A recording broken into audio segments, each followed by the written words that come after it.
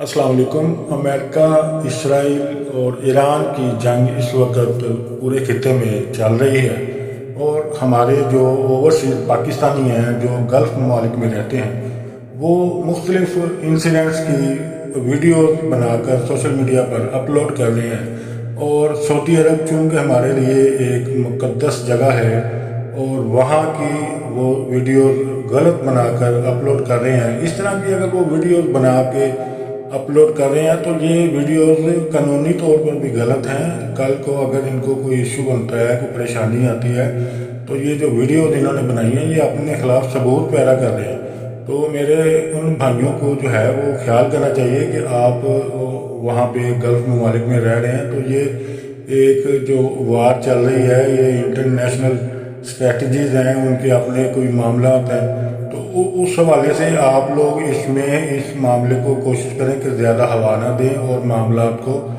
ज़्यादा इस तरफ ना लेके जाएं और बेहतरी की तरफ रखें मामले को। तो यही है कि आप लोग जो ओवरसीज़ पाकिस्तानी हैं वो ख्याल करें, इस तरह की वीडियोस बना कर अपलोड ना करें सोशल मीडिया पर। कल को यही इनके खिलाफ बतौर सबूत भी इस्तेमाल हो सकती हैं, क्योंकि जंग तो आज है, ये कल ख़त्म हो जानी है।